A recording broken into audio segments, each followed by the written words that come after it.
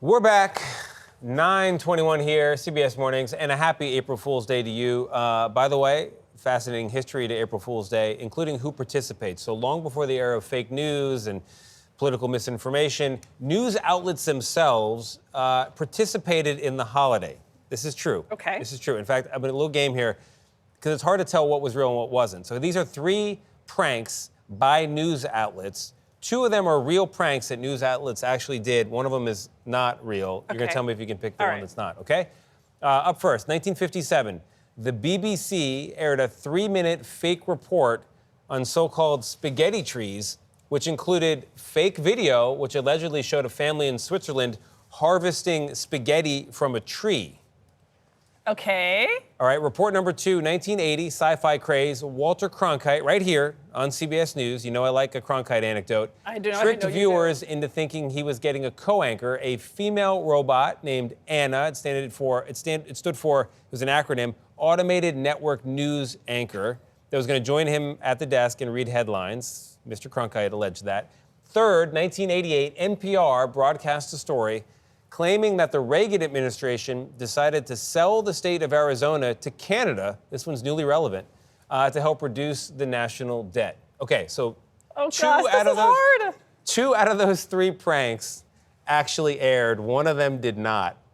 2 out of the, one of them didn't actually air? One of them did not actually air. So one of them is a prank. I'm pranking the prank now. Which one of them didn't happen? Which one of them was not an April Fool's prank? Yeah. I'm going to say 3, Arizona to Canada, but I want to phone a friend. What do you guys think in the room?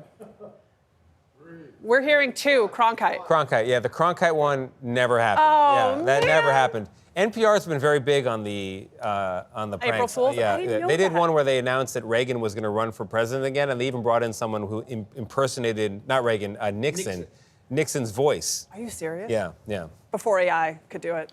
All right. Let's bring in our guest to talk all about April Fools, historian and author of The World in Books, Kenneth C. Davis. Mr. Davis, thank you very much for being here. It is always a great pleasure. I'm here to explain quantum physics to you.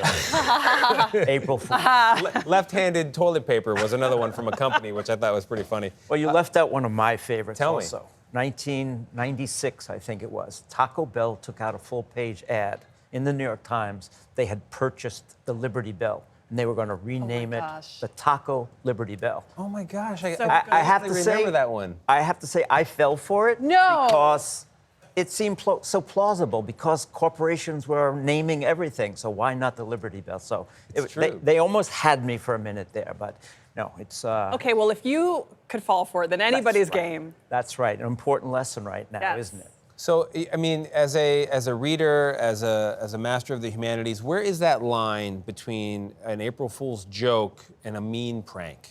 That's a really good question. I think it probably always involves bodily harm, first of all, or maybe harm to the whole society. Mm-hmm. You know, if we make a joke about spaghetti harvests, which is one of the great things, you can look it up and see it, because this BBC announcer came on and he talked about the harvest in these tones, and there had actually been some kind of weevil that was attacking the spaghetti trees, and it was a successful harvest. But I think it's a really important note on April Fool's Day that this is really a time when we should be aware of the harm that's being done to us when we prank each other. Interesting. And certainly when the media pranks us.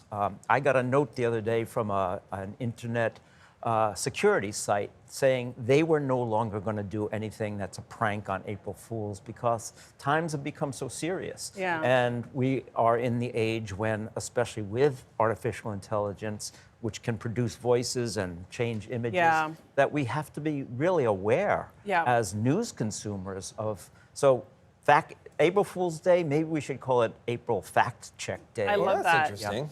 Yeah, because I mean, the days of like a spaghetti harvest, which is obviously not real. Now we're talking about things that can be real. People believed it. People did believe it. I'm sure they did. People wanted the spaghetti tree in their backyard. Do we know the origins of April Fool's Day? Well, it's a kind of an interesting mystery holiday in some respects. It's not like the 4th of July or Labor Day where we know why this day falls on this date. There are a couple of explanations. The one that makes the most sense to me is that in the 1500s, we changed the calendar from January 1st being New Year's Day. It used to be April 1st.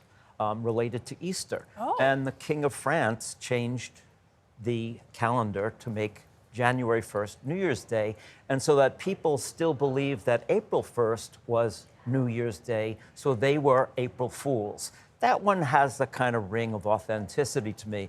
As a historian who looks back at how we take myths from ancient times and put them on modern things, there was a Roman holiday called Hilaria, which is the source of the word hilarious, where people mocked each other on April 1st. A lot of people think it has to do with the change of the season, that we're going from the dead of winter into spring. We should be happy, joyful, things are going to open up.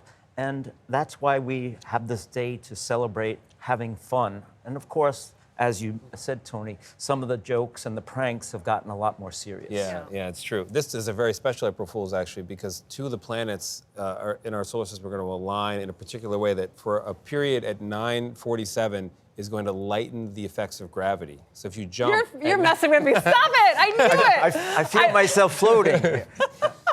So, moving on. Kenneth C. Davis, thank you so much. Thank I'm you. ignoring Tony Dokoupil. Thank you so much. That was Check your Today's, facts by the today way, especially. and Yes. Tony's failed attempt to get me on April Fool's.